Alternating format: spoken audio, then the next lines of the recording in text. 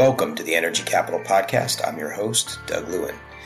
There are a few grid strategies that can increase reliability, resiliency, affordability, and sustainability. Most check one or two of those boxes, but distributed energy resources check all four. After Hurricane Beryl, Texans, including policymakers, were left to ask how it could have happened. It felt a little bit like Winter Storm Uri, with a lot of unnecessary pain and suffering and even death, all totally avoidable. My guest on this podcast is one of the smartest people on energy and policy, period. She gets the details of distributed energy resources and virtual power plants, but she also has a holistic view of energy systems and how distributed solutions fit into the whole. Arushi Sharma Frank is the founder of Luminary Strategies, a DC-based firm advising U.S. and international electric service companies and energy system technology providers. Beyond her impressive national work, Arushi has deep ties to Texas. She led Tesla's strategic market entry, launching its first U.S. wholesale and retail energy business in Texas from 2020 to 2024. She also pioneered the ERCOT framework for grid-integrated virtual power plants and the Tesla Megapack. She was a key architect in the creation of the PUC Texas ADER pilot in her former role as ADER Task Force Vice Chair. In this episode, Arushi and I explored the rapidly evolving landscape of energy storage and its impact on the ERCOT grid. We dived into the nuances of regulatory work and discussed how to meet the resiliency challenges caused by severe storms. Arushi shared her insights on different regulatory structures and how they shape the deployment of distributed solar energy solutions. And we got into the expanding role of community solar and storage on the distribution grid. It's a deep dive into some complex topics, and I hope you enjoy it. And seriously, look, I follow everything going on in the Texas market, obviously in great gory detail. There are a few people I keep on the short list of people I need to call when I don't understand something that's going on. And with DERs and virtual power plants, Arushi is at the top of that list. She really is a wealth of knowledge in the details, but also with a gift for explaining this stuff. So I hope you really enjoy this. If you do, please do us the great favor of leaving a 5-star review wherever you listen to your podcast. It really does make a difference to help people find us. And if you don't already, please subscribe to the Energy Capital Podcast and the Texas Energy and Power newsletter at douglewin.com. That's DOUGLEWIN.com. Thanks so much for tuning in. Arushi Sharma Frank, welcome to the Energy Capital Podcast. So great to have you. Thank you. Thrilled to be here. We've been talking about this for a while. Glad we made it happen. You have such a great perspective on the things going on in Texas. You've been deeply involved in a lot of the good things happening in Texas. Why don't we just start, just share with our audience, just briefly, if you would, kind of who you are, background, your career, your work in advocacy, and specifically the connection to Texas. Yeah, absolutely. So I started my energy career right out of law school, actually during law school at the American Gas Association in Washington, D.C. One of the most important and fabulous elements of starting your energy career in a trade association is that you inherit the capacity from that experience of learning a whole system. Production, the distribution, the transmission, the rate design, the cost recovery, the safety, the regulation, all of those aspects. Doing so for instead of one or two companies, but for a couple hundred companies, really opens your mind. And it opened my mind to be very intentional about having a diverse career to create sustainable and positive change and innovation for our industry. So I've been coming to Texas since that job. I was in charge at AGA, among other things, for creating the Knowledge Center and Washington, D.C. advocacy platform for responsible horizontal drilling and hydraulic fracturing, which are the two technologies that enable the shale gas boom. I started coming to Texas at that point, spent a lot of time in Fort Worth, Dallas, and moving on in my career, moving from representing gas utilities to the IPPs, the independent power producers, the generators, and then going in-house to Exelon. This is before the spinoff in 2016 to 2019, and working very directly with generation operations providers. So the folks who actually operate the nuclear and the conventional thermal power fleet, the folks who actually are out there on the wind operation sites, the folks trying to figure out net power in Texas. I'm actually the person that filed Net Power's power generation company filing at the PUC. It's my name on the bottom. So I've got a weird connection to a lot of things in Texas.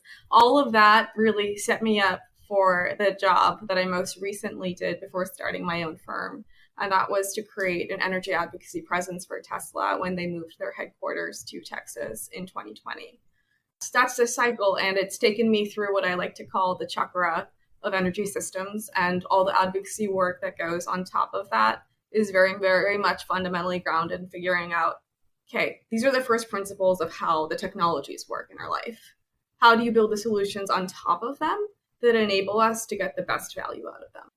So your work at Tesla, when we'll talk about this in the course of the conversation, led to some really groundbreaking work at the PUC with the Aggregated Distributed Energy Resource Task Force. So we'll get into that. You and Tesla really played a very leading role there, along with a lot of other folks in the market. But before we get into those kinds of details, I just want to kind of start though with a little bit of what sort of forms your mindset as an advocate when you come into these kinds of regulatory spaces. You have all these different competing interests. You have sort of asymmetry of information, and there's so much going on. What sort of shapes your approach? I think you've had a lot of success, and I know a lot of people that are listening to this are folks that are, in many cases, young professionals and wanting to learn more about these arenas, which are so challenging and tricky. So yeah, talk a little bit about your mindset entering those spaces. So I guess the first thing I tell both the students I work with now and the mentees I've had over the years is success in an energy career comes from being able to take integrated problem solving or integrated thinking from whatever it is that you do in your life and applying it in the context of energy. And for me, that's been music and dance. Both of them are things that I've grown up with, are part of my family. And when I think of energy advocacy, I've always thought of it as orchestrating various instruments, which if you put them together and they don't quite sound right, there are ways to fine tune and refine each one. You don't take the oboe out just because the oboe is a little too loud. You modulate the oboe and you might introduce a different second string. The same goes with how we speak in energy. One of the things that's helped me be successful in how I communicate advocacy needs and transition needs and transformation needs is to think about speaking not at your audience, but with your audience. That's a skill that I learned growing up and even today as a classically trained dancer.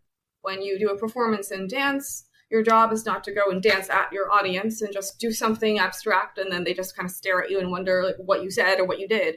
It's to be able to communicate. It's expressive. And it invites the return and the engagement from the perspective and also the feeling that the audience gets from what you're saying. So that's really important to me because I get asked all the time, how could you have had a role at a company like Tesla and also have represented the gas industry? And I just stare at people for a moment and I say, like, well, do you remember what our country was primarily powered on in 2011 and what the natural gas evolution did for us? And what it did for us was the transition from coal. And now we're in a system where we have hurtled through coal retirements, primarily on the backs of the abundant natural gas resource in the United States.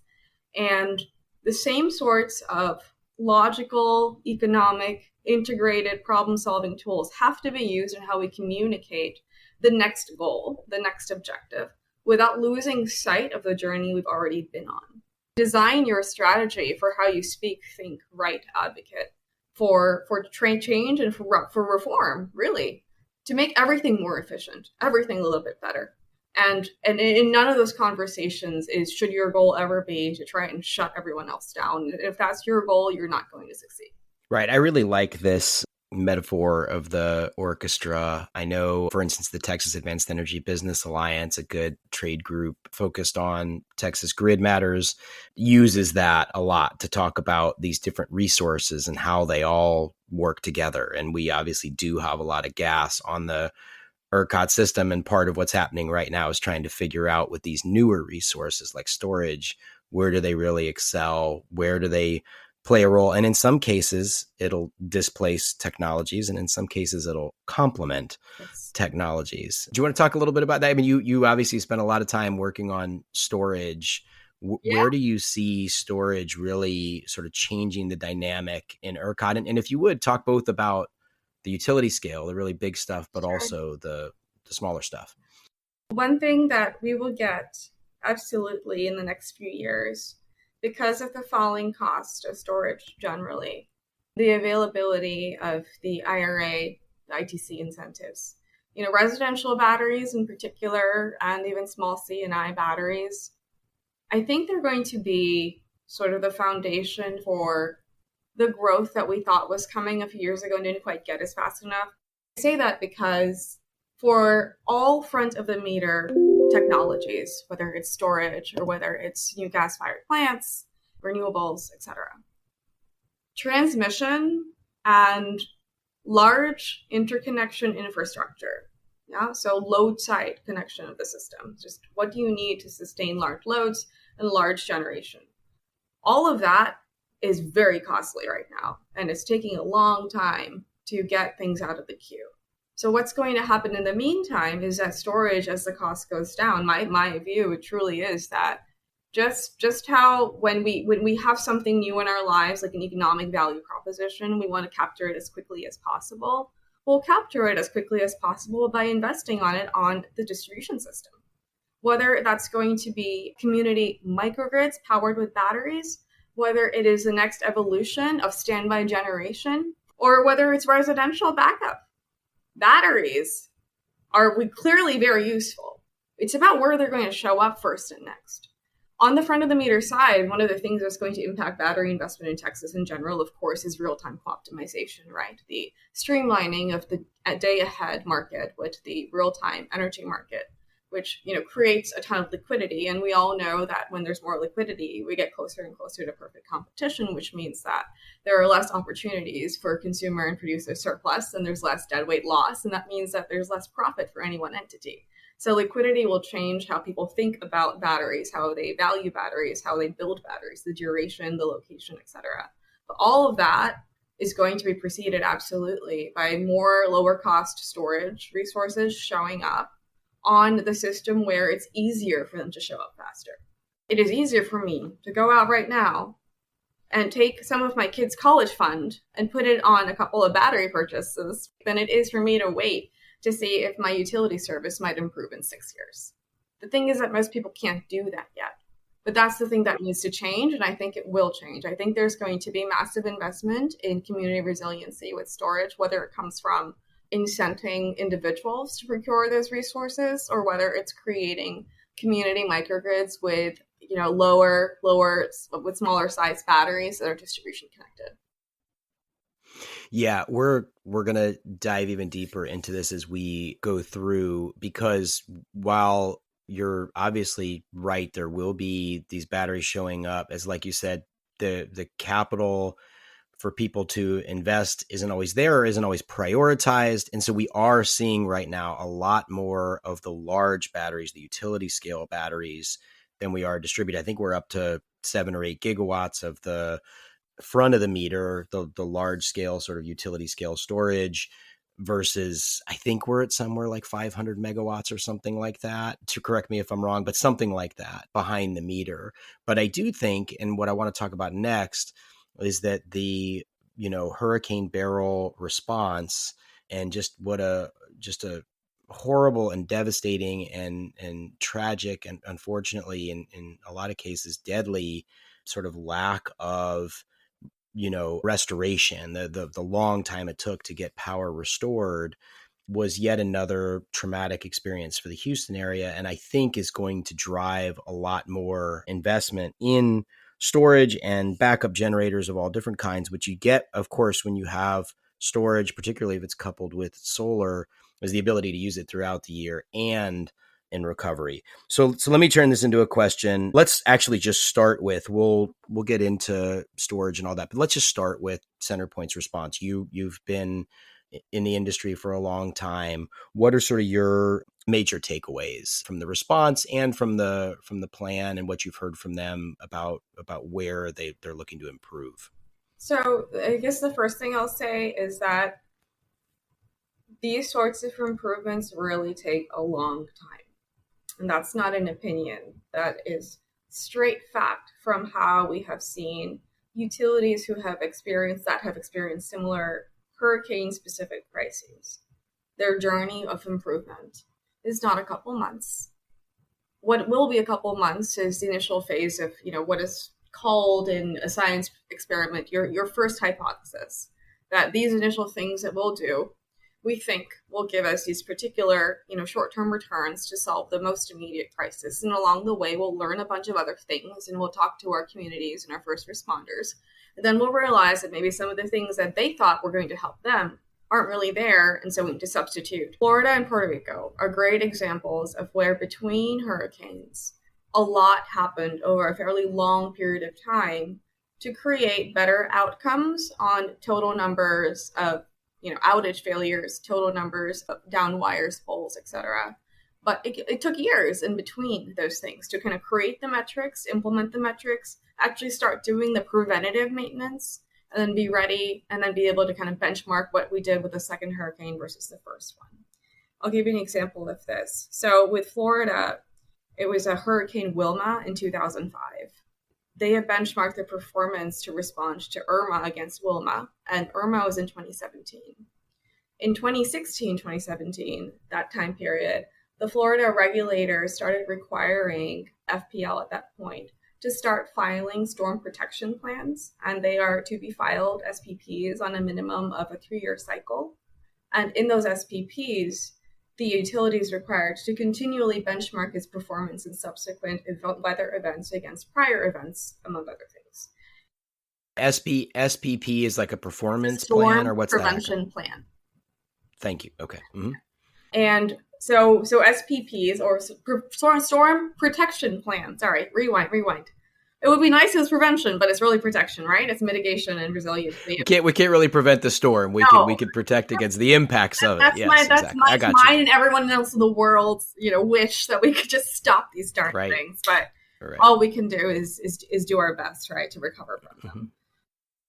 The most recent FPL storm protection plan was actually filed in November 14, 2022, which covers the next decade. Yeah. So the point of these plans is that you file them on a cycle, and then they cover a period on that cycle. But as you're looking that up, what you were saying there is really interesting. They're benchmarking them against a previous storm. Correct. In your experience, that isn't happening in Texas. That is happening in Florida, but not in Texas. I haven't seen a storm-to-storm benchmark from a public utility program. Certainly internally, you have to have some way of understanding where your money's going between different. Well, and I did see, trends. I saw a comparison they did to Ike, which was 2008. But I think the key here is, and tell me if I'm getting this wrong, in Florida, they're not just benchmarking and doing these performance metrics.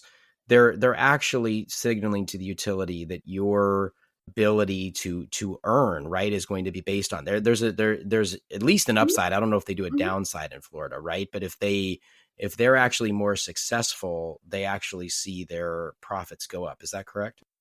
If you're going to be filing, in your revenue requirement for CapEx upgrades to your T&D system, and on the other side, you have a very detailed filing that goes in. I'm looking at the FPL requirements. They have to cover.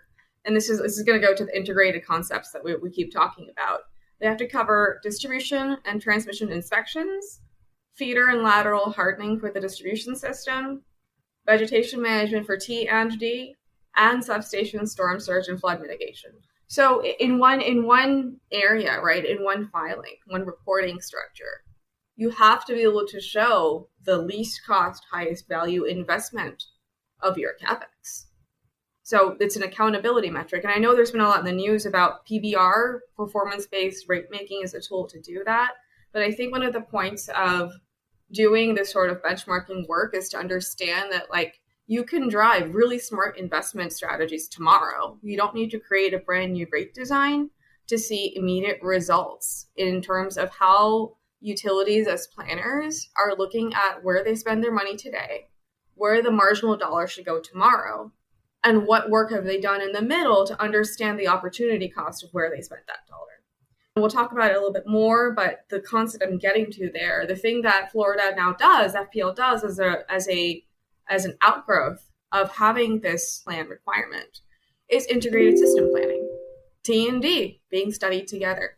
Impact of T&D on G being studied together. And it's to the very point that modernization and resiliency, like all of the things you hear about in the news that are happening at various utilities, that they happen in a system now that is being increasingly recognized as the only true way to understand accountability around where the next ratepayer dollar is spent. Yeah. So, and just to, we do like to make sure that this podcast is accessible to folks that aren't as familiar with some of the terms. When Arushi is saying T, it's transmission, D is distribution, G is generation. So obviously this is an important distinction actually, right, between Florida and Texas. So the T and D in both places, fully regulated monopoly. The G, generation, in Texas is a competitive function. And this is where some of these problems have come in the hearings that have happened post Beryl, and a lot of the press coverage has been around and it's a podcast, you can't see my fingers, but I'm doing air quotes, mobile generators that CenterPoint leased for $800 million. Yeah. And I think what we're looking at with, like, when we're talking earlier about distributed energy resources and storage that people are going to purchase at their places, it seems like it should be more straightforward in Texas. This is where, like, Florida has done some really good things on the system hardening side, making the poles more resilient and things like that, where I still think Florida probably lags and Texas has a chance to go past them, is really empowering consumers to have that generation at their premises. Like, a lot of the legislators at the hearings post Beryl were talking about emails and texts and phone calls they got from, for instance, restaurant owners in their district that are like, hey, I can't be out for a week. This is killing my business.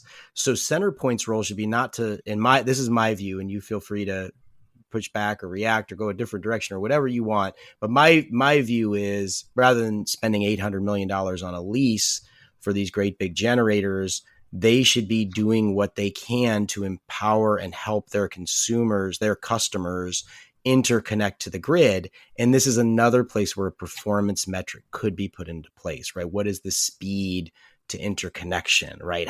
What are you doing to help those restaurant owners that can't have a week's long outage get the generation they need on site? That's something that isn't really going to be, that could happen in Florida, but because it's an integrated utility and they do generation, it's going to be harder there, I think, than in Texas, where you have that split up and the utility really should be focused on transmission and distribution, not on quote unquote mobile generation. You want to just react to that?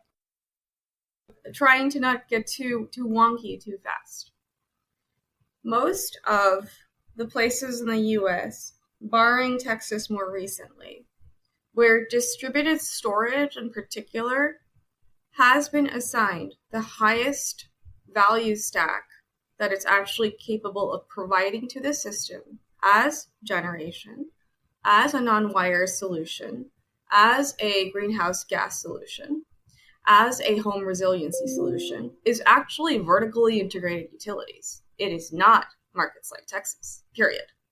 Yeah. The first place in the country that had a resiliency program predicated on the utility giving out an incentive that covered the entire upfront cost of the battery, a Bring Your Own Device program, and or leasing that battery from the utility system was Green Mountain Power in Vermont. It's a vertically regulated utility. Right. So, no, right. Actually, yeah, I'm going to completely turn your statement on its head there because what we're getting to is what we know is the most critical piece of distributed device, aggregation, and like where those aggregations should sit. And we know storage in particular and generation in particular, it has more value the closer it is to load. So a lot of the natural integrated value tools that are available to an FPL or to a GMP or a PG&E or an SDG&E, those tools are naturally there because there's one entity in charge of the value proposition and the avoided cost proposition of that resource in multiple uses. I've got a great LinkedIn article we can stick in there about, it's an old RMI pie that shows like the storage pie. Now take that to Texas for a minute and think about what that means here though. All that means is that in Texas, the vol value of storage, rather the value of lost load value of what a home battery means and like what it's worth to a Texan right now. If it's a commercial entity, how much money that business loses because they can't serve customers for the week. All it means is that we need to acknowledge that financially, the owners of the responsibility of giving that residential backup and resiliency, day-to-day resiliency tool its full value stack. They're split entities. They have to work together. And an example of that where they can and they will work together is indeed actually a CenterPoint filing. Distribution rates, that's a separate entire section and a separate entire proceeding, right? It's the distribution cost recovery factor filing. The battery pilot program is in the energy efficiency cost recovery filing. Then you have the mobile generation, which is enabled as a cost recovery mechanism under 39.918, which is the TEEF generation program enabled by that statute that's existed since the last legislative session. Then you have the resiliency plan from CenterPoint. That's in a separate place. What you don't have yet is a grid modernization plan or distribution investment plan. Both of those are also two other types of filings that are either being required and mandated in other states, or they're being voluntarily proposed and filed by utilities as to a place to kind of marry all of these value sets and bring them together. So you said there are two different kinds of plans that don't happen in Texas, but happen other places, right? Yes, One was like, is it a distribution resource plan? Is that what you said? Distribution infrastructure investment plan. Okay. Which is, that could be a distribution resource. But basically you're looking at the distribution system and you're trying to figure out where the biggest bang for the buck for a particular objective is going to be. And I think that it is really important, and I'm interested in your experience on this in other jurisdictions, to have that be at least a somewhat, if not a very open process, because the utility is a monopoly. You need to have other entities. It's been said several times again in these hearings post Beryl. Chair Gleason from the PUC will say, hey, it's a monopoly. The role of the regulator is to kind of simulate competition. Well, sometimes you can not only simulate it, you can actually say, hey, monopoly utility, there's actually a business entity that can provide this better. Again, I think not to fixate too much on mobile generation, though it's kind of top of mind because it was $800 million. It's a lot of money. They could have done a lot of good. There's probably competitive providers that could have done that better. So distribution resource plan, I think that one is really key. What was the other one? It's actually the grid modernization plans, right? Right. So the reason that these plans are all different with different types of names is because they're doing different things. The reason for a specific type of plan to be required to be filed is typically a goal. Now, in one state, that goal might be, we don't want to deprive our low-income community residents of the chance to have electric vehicles. So what do we need to do? We need to ask the utility, in this case, to file the distribution infrastructure investment plan with a view to reallocate some of those transformer upgrade related rebates specifically to feeders on which we're going to have low income population members who would absolutely benefit from a couple of fast charging stations and benefit from having electric vehicles, either fleet vehicles or vehicles in their home. So that's a gold tied plan. The other kind, the storm protection plan, that's of course a benchmarking plan. That one is you're asked to file that because the utility regulator wants to see what you're doing everywhere and wants to see that you are making consistent, continual performance for every dollar you spend on CapEx on T&D and wants to know where it's going, what it's going to do. In terms of visibility in other states, there was an omnibus distribution system investment related proceeding in Colorado last year, which may still be ongoing for XL. And in that proceeding, basically the reason that they had it is also the reason that XL in public documents mentioned we're not sure we really need it. And that was that there were already 9 other places where XL's distribution system investments were being considered in front of their state regulator. And at least one of the points of an omnibus proceeding around that is to do exactly what the SPP item does in Florida, which is, wait a minute, we'd like to see everywhere that you're spending your cash. And we like to see what that strategy means when you put 2 and 2 together, and does it actually equal 4? The other thing to mention is that the distribution system as a place to invest is well recognized and well known as being the place where we historically, as utilities in the United States, as system operators, have spent the least amount of money. And solving for that has been a priority for state regulatory bodies as a group of peer entities that get together for quite some time. And it mirrors the problem we're seeing at the national stage, where we have the same issue with transmission planning. It can be NARUC, it can be the White House, it can be the Interstate Committee of RTOs, and it can be the governors of 4 states. At the end of the day, if everyone isn't coordinated and moving on the same track, you're not going to get the transmission built as fast as you need it either. Distribution and transmission both, because they suffer from the legacy problem of too much happening, little silos.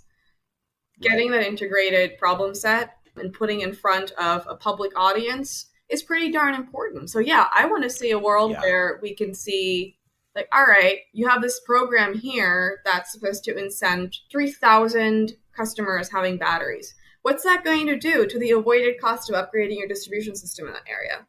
Yes, right. And then can you take that money that you have avoided spending here and throw it on hardening the feeders that go to the homes that suffered the most in Beryl?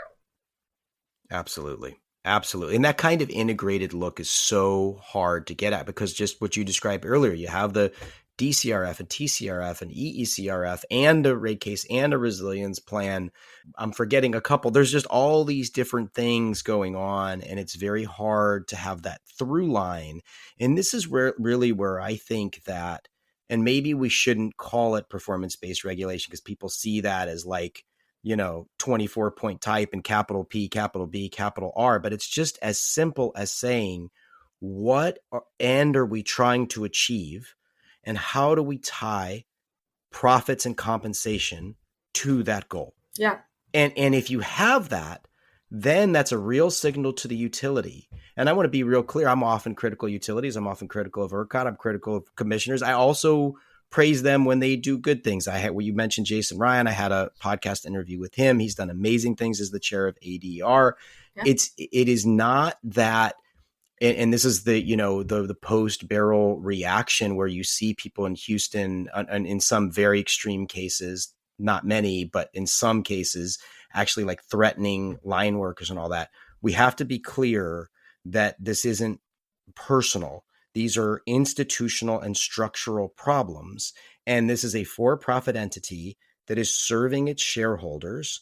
And the key is to align that incentive that will help their shareholders and help the system and their customers. And I think that there's a bit of a mismatch there right now that, again, doesn't have to be the whole, massive PBR thing, but just starting with, what is the goal? And I think it would be very clear for everybody in Houston right now that, reducing the number of outages and the duration of outages is probably going to be as close to a universal goal, Republican, Democrat, independent, race, gender, part of Houston you're in. I think that's going to unite just about everybody at this point. So is that the way to do that then, is to have these kinds of maybe it's a grid modernization docket or something? What in your experience is the best way to actually do that? Is to have an overarching docket or what? What's the mechanics? So the omnibus approach, taken for example in Colorado, would be a great thing to do here. And remember, I mentioned goals, and you started just articulating everything in terms of goals as well. The obvious goals, in the case of just CenterPoint for a moment, continuity of service is goal 1, and the second goal has to be, because there has been loss of life, passive survivability. This is a word, it's a really important phrase, and people don't talk about it enough. I'm going to go on a very non-tangent for a second. I was born in New Delhi, moved here when I was very young, but I went to India every year. I've lived a life of power outages in hot temperatures. Passive survivability means the ability to maintain habitable conditions in the event of heating and cooling losses. What you didn't have in New Delhi was extreme cold events, which you have in Texas, but you have extreme heat. there are natural mechanisms in the home, in the design of the home, and I'm thinking specifically about my great-grandmother's house, that made it easier for us to survive heat, and it made it easy for her. She passed at nearly 100. She never once complained during an outage when she had no electricity. It's because her floors were composite material. She didn't have carpets that, generated, cool temperatures for your body, like while you're sitting close to the floor. The furniture was a specific type. The walls had specific, aerated components that let breezes in and created almost like a natural, like circulating, like cool air movement through the home. And every single room, even the bathroom, has a ceiling fan that could be operated on a tiny little inverter. So you didn't have to have a lot of money to have backup power. You could all go sit in one or two rooms in this house, have a couple of fans on, high-powered ones, not like the ones you'll see in the US that are a little more decorative, and they tend to not just move as fast, honestly. And small water-based coolers. So like these are basically like low energy, distributed energy resources almost, but they're part of the mechanism of what you've given people to boost their passive survivability. There's this big market in the US, for example, for portable generators. So I was just looking them up before this podcast. And we use them for all sorts of things, apparently. They're on Amazon. And I wonder, like, what is the interim, like, solution right now? Or if you can't get everything done in the next 2 months, how do you make sure people aren't too hot? How do they survive the next one of these, assuming absolutely nothing can get done in the next month? That to me seems like number one goal. And then number two, of course, is continuity of service. What was described at the hearings is people just being out for a week and they're just losing money. If passive survivability is goal number one, continuity of service is goal number two. The omnibus proceeding that we're talking about, it should enable the 2-month, 3-month plan for how do you achieve all of those things as fast as possible. And what it means is that there'll be incrementality in the resiliency objectives that you have that are like, these are the things I have to do this month. I mean, I can't do all things for DERs this month, but this month I can look around me and realize that first responders in Uri in my own state, responders in Puerto Rico, other towns and cities that have experienced the loss of conventional reciprocating engine generators as backup solutions, they all use cabinets with solar and storage. We'll put a link in your podcast to the experience of the emergency management head in Fayette, right outside Houston, who got his first one of these mobile self-storage and solar cabinets from Footprint. And the reason he got it is because his other resources were failing. And meaning diesel generators were not working for him. And he also describes in that podcast some of the danger issues because he also trying to use these in the middle of very hot days. And he's had the unfortunate experience of witnessing accidents related to those generators being mishandled or they just becoming too hot and a small leak results in something catastrophic. That is an example. It's like in the next month, we want as many standalone, mobile, instant start, ready for first responders, ready for low voltage interconnection and re-energizing systems, just like hovering around like, droids in Star Wars as possible. And and to be clear, like that as a solution set doesn't come from me thinking about it as someone who is like ex Tesla, nothing to do with it.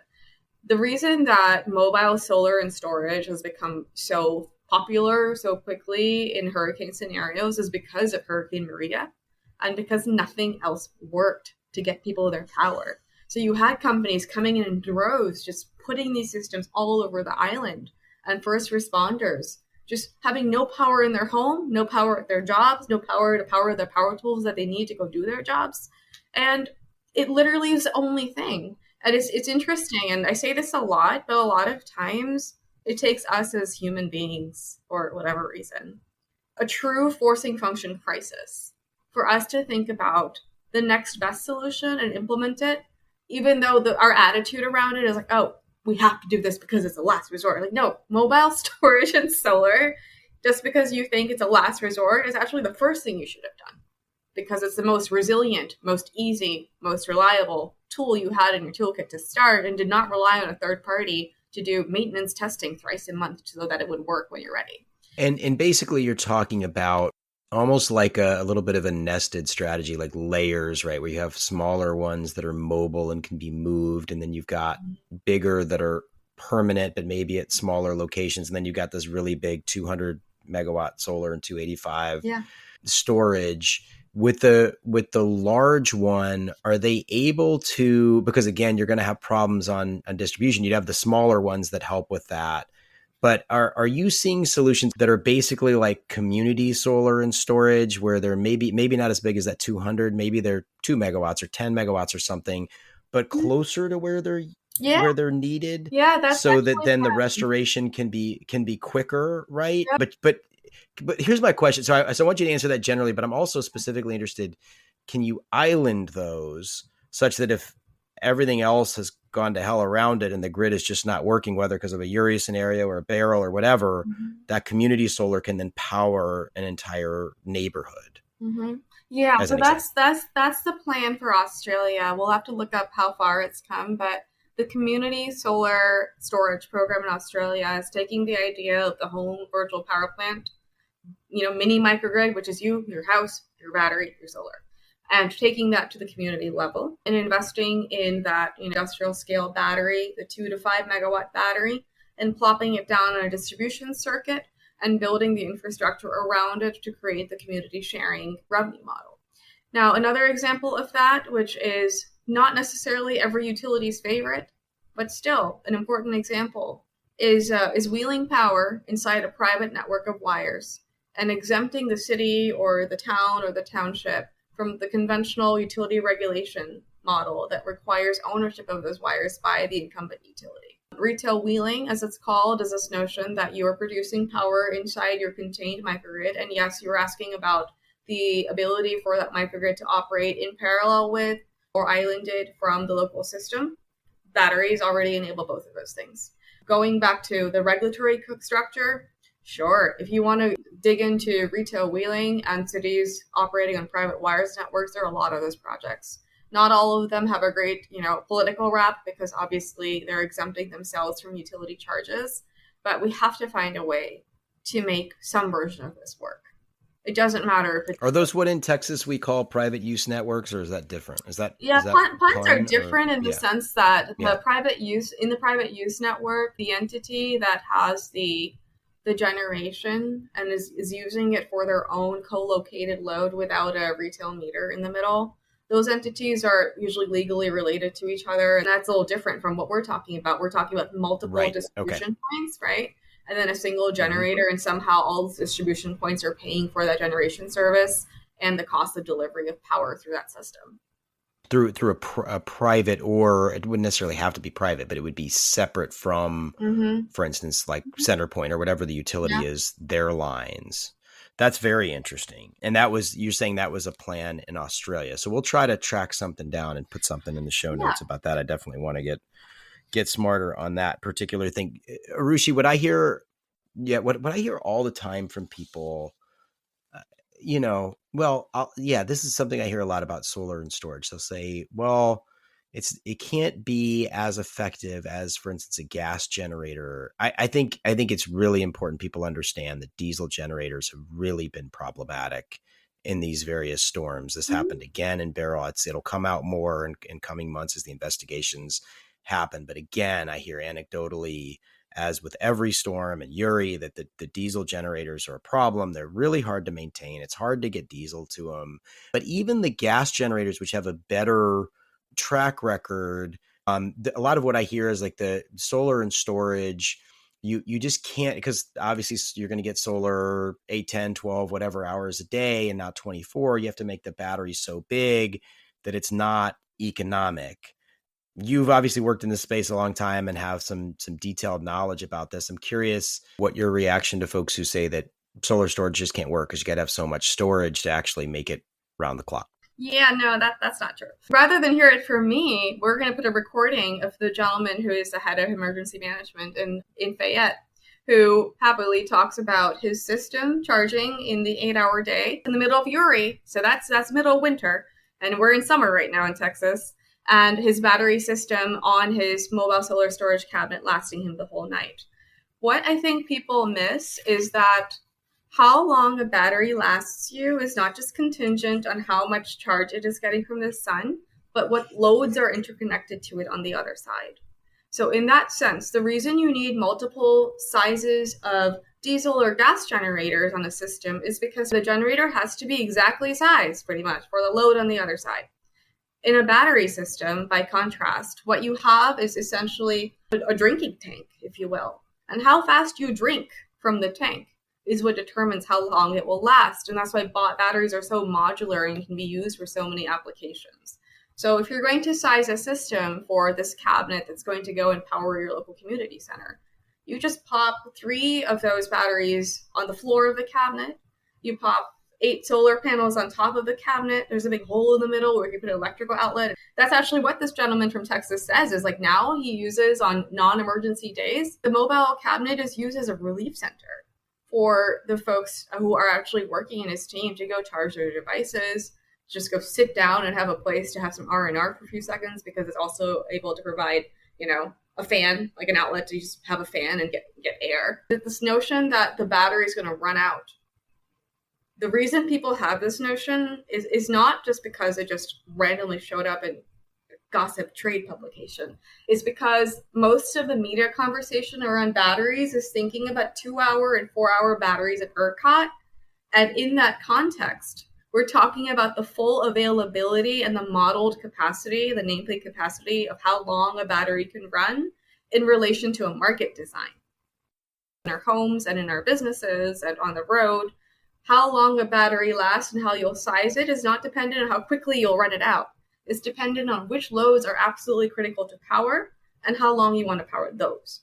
So batteries have always been larger. For example, the Tesla Powerwall has always been larger in kilowatt than the actual consumption rate that you expect for the home itself. The point of the battery's size initially is not to be able to hit 24 hours, is to be able to have the oomph it needs to restart the AC, the air conditioner. And so we're talking about current. When we put solar with a battery that, say, has what on paper is a 2-hour duration, that's 2 hours times whatever the size of the system is. And that's your total kilowatt hours. So if you have an average home in Texas and you're still operating on electric resistance heat pump, and your whole home day is 32 kilowatt hours, you can absolutely go and buy the solar panels and the 2 Tesla Powerwall 2s or the 1 new Tesla Powerwall 3 or whatever you want, whatever battery system you want, to continuously get yourself those 24 kilowatt hours. But if I'm you, and I probably am in this scenario because we both want to be able to survive an outage, then I am not actually doing the math for one day for everything in my house. I've turned off my pool pump. It's going to be a 15-day outage. I'm sitting in one room with my kids with 1 fan or 1 air conditioner on, and that battery is going to last me 4 times as long. And that is exactly what happened during Uri with folks who had batteries. It's exactly what happened during Beryl. Thank you. It's super helpful. And I do think that's exactly what's going on as people are hearing in the news that these batteries are for 1 or 2 hours on the grid and forgetting that they can be configured in many different ways. Yeah, I also wanted to get your thoughts just very briefly on the Texas Power Promise, which the law stipulates it has to be a mix of solar, storage, and gas. I think it's generally smart because you get some redundancy there, and particularly that the bill is focused on critical facilities like nursing homes and fire departments. And you talked earlier about redundancy. So it kind of makes sense to me, but I'm curious if it does to you as well. Yeah, no, redundancy is always a great idea, right? The whole notion of nesting, it's equally applicable for a single resource type as it is for stacking first and, backup use cases for any given facility. You just need to know the value. The value of losing load at a critical facility is $1 million because that facility serves a specific set of functions that are life-saving. And if that entity lost power, we're stuck. Then you're going to want to put a lot more redundancy at that site. However, if that one site loses power and its job is to do a secondary function that is not a direct life-saving function, but it's an ancillary service, then maybe instead of having both gas and solar and storage at that site, you only want mobile solar and storage. So if it turns out that your neighbor next door, which actually has people who are suffering from immediate health conditions and have moved out of nursing homes, you want to be able to wheel something from site A to site B. And to develop that kind of plan, while it's great to have, and actually it's critical, of course, to have the legislation that enables the solution. But to make the solution real on the ground in the middle of a health and welfare crisis, you have to have first responders involved to be telling you the best and most important use cases and where they're going to use these things. And that's what gets you to like economic integrated way of thinking, where it's like, okay, I don't need a gas generator at every one of these sites, but I need them at these 4 sites. And then I want solar storage at 90% of these sites. And I want 50% of that, all of that, the gas and the mobile, renewable stuff, all to be movable and to be able to serve the next critical facility. Interesting. Yeah, it really does take having that more comprehensive view. Yeah. We will almost certainly record a part 2 of this because I have a long list of questions left to ask. But for this particular one, let me just ask before we end about the Aggregated Distributed Energy Resource Task Force, for which you've been the vice chair, working along with Jason Wright at CenterPoint and 18 other folks on that task force that I think has made a lot of progress. I really want to ask about the connection of the ADER task force to these resiliency conversations we've been having today. Mm-hmm. So mostly what I perceive is going on, and tell me if I'm getting this wrong, but it's really been about trying to make sure that DERs can be compensated in the ERCOT market for ancillary services. When you were talking about value stacking earlier, there certainly is value there, and the ADER task force and the pilot project have gone a long way to realizing that layer of the cake, right? To use the Regulatory Assistance Project wrote that great paper a long time ago about value stacking of DERs and energy efficiency and the sort of layers of the cake and all the benefits. But this is a place where we've got to figure out somehow with ERCOT, with utilities, with the PUC, with the companies providing the solutions. I interviewed Base Power for this podcast, Tesla, all the different, there's so many, right? There's too many to name, all the different providers of the DERs to figure out how do we actually value that resiliency piece, like literally value, like put the financial layer in there to value that resiliency benefit. Is there the potential with the ADER task force and the pilot to do that kind of work, or is that round peg, square hole? It needs to be done somewhere else and not through that venue. So no, it totally has the potential to be that. First of all, like you mentioned, the value of resiliency. People started buying residential batteries after Winter Storm Uri in Texas, and they're very expensive. And at that time, the impetus for even doing this project was like, wait a minute. If everyone's got 10 kilowatts of power on their home because they're worried about the insurance policy day, but it turns out 8 of those 10 kilowatts are actually monetizable as, 8 times 2.5 kilowatt hours to be able to actually send power the other direction. It's crazy that we're not paying customers for that. It's an equity thing because you spend all the money to have power because the system that you're paying to give you power is not giving you power, right? That's why you spent the money on the batteries. Now that you spent the money, why is it that you can't turn around and get a price signal from the market for what that power is actually worth? It's dispatchable power. Electricity, actually, I should say. The impetus for it comes from this place as like the whole reason for ADER, like truly, is that resiliency acts on the distribution system at a customer home. It has so much value for everybody else. And unless it is seen and it is compensated for and it is measured, there is no way we could be in the world we are today where we have utilities like CenterPoint putting in proposed incentive designs to say, oh, there's a lot of value in these resources. Let's do it. And to me, one of the other pieces, like the success of ADER, is it's created the first nexus in the competitive areas of Texas in particular for utilities to see batteries they do not own as system planning assets and risks so that they can invest in the distribution system that sits between them, the customer, and ERCOT. The details of the aggregation form, which is like the critical piece of what enables information sharing about how much capacity we're moving back and forth on a distribution feeder based on how many of these devices are in that aggregation, in that utility area. The whole point of that form, or at least one of the major points of that, is to give visibility to a utility, and it can be used as a predictive tool as the size of those assets grow. So you mentioned kind of the market compensation piece. Like, to me, like that's sort of like the obvious piece, but the non-obvious things that are critical with ADER is that in a model where utilities do not own the G, but they're building the D system to accommodate all of this distributed G that's coming, they have not only just a role, but they have a meaningful nexus to get the data, to have the ideas, to have a shared value proposition with the retailers that might be able to site more batteries, like all of the stuff that comes down to, oh, gee, what is the rationale for investing in the utility distribution system? It's absolutely informed by projects like ADER and ADER specifically. And I've talked to retailers who aren't participating in it today who say, like, even if we're not in the service today, because the service today is challenging, we'll cover that in a separate podcast as to why and what we need to do about it. Now there's like an Apple vision. We're like, wait a minute, we've never been able to monetize these the way you can monetize a front of meter battery. So, in the future, we'll have more incentive to tell our customers, like, oh yeah, we'll loan you a battery. We'll go buy all of these batteries, release them from whichever company, and then we'll put it on your premise. And that's actually, quite frankly, like that's the model of at least one of the companies you've interviewed on your podcast. And it comes from like early market design in this space in particular.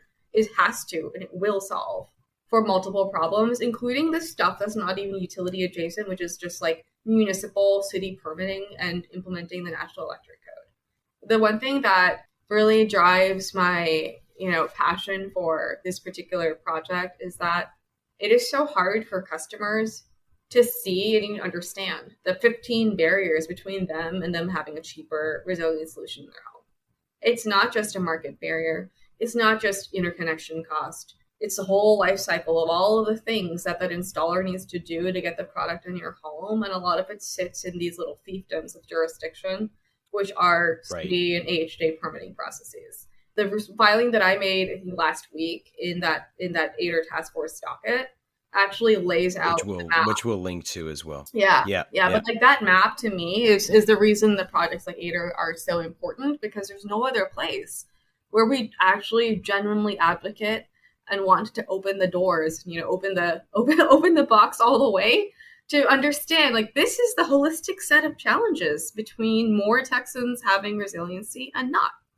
It's not one thing. It's 12 things. Yep. We have to solve for them as a team. Yeah, we've got to be able to break those challenges down into their component parts. And I was on a podcast with some Australians the other day, and we were talking about, all the great success in Texas with wind, with solar, with large storage. But when you look at distributed solar and storage, we're actually way behind. Like Australia has a smaller system than ours and like 10 times as much. And much of that comes down to what you're describing as all these. We're not getting all the value to the person who is putting that solar and storage there. We're not layering those, but we certainly are layering costs, right? Yeah. So it's tilting the scales against it, and that is making our resiliency outcomes worse. So I'll let you respond to that. And anything else, anything I should have asked you that I didn't, this is a great time to add that in. I know there's like, I don't know, 50 more questions we could cover, but we'll do it in a part 2. But anything for today you want to add before we end? Yeah, I think that the piece, one of the pieces of ADER, which I got a excellent appreciation for while I was at Tesla working with the TDSPs in that role, is because distribution systems, just because historically we've underinvested in them, that doesn't mean that it's a lost cause. And by that I mean, with transmission projects and the different breakouts of RTOs, the fact that ERCOT is an islanded grid and all of that, like, oh, we're very different, like that's cool. The distribution grids, they're all completely different, but they're all completely the same for the same reasons too. Is we have 2 types of feeders in this country. There's networked and there's radial. Like that's the 2 configurations. There's 2 basic transformer types, 1 phase and 3 phase. There's 2 types of service lines, primary and secondary. There are over 3,300 utility operators in the US, and each of them has their own original jurisdiction over their distribution system. So if there's such a high quantity of systems, like the solutions that we're coming up with around the country to harden distribution grids everywhere and to make them ready for the next step, the evolution that I wish for, and I get to say it on this podcast, is that we have to stop looking at distributed energy penetration as eroding utility rate base. That is a big fat no-no. It should never have been how we got here. I have my own views on solar as solar by itself on the system, but I have very powerful views on solar and batteries together. And what we're doing is creating not only dispatchability and resilience, you're creating for the first time like a consumer resiliency driven reason to actually invest in the piece of the system, the last mile, that has been ignored for so long everywhere. And if we're doing that, we're enabling all of the other things. And so that's also a moment that I realize, and I say it more, is deeply collaborative and driving, hopefully, distribution grid investment towards this place where like us putting the $1 in fixing this particular line or upgrading this transformer solves for 4 issues. And one of them is it makes it easier for customers in my jurisdiction to have that battery. It's a great place to leave it. I'm already looking forward to the part 2 conversation. Arushi, thank you so much for being on the Energy Capital podcast. Thank you. I appreciate the opportunity to be my nerdiest self. It's great. A glorious nerd. Yes. I love nerding out on this stuff. It's great. I appreciate your time, and we'll do it again soon. And I'll encourage listeners to drop questions into the comments because we'll record another one and we can bring some of those questions into it. Thanks again, Arushi. Thank you. Take care, Doug. Thank you for listening to the Energy Capital podcast. I hope you enjoyed the episode. If you did, please like, rate, and review wherever you listen to your podcasts. Until next time, have a great day.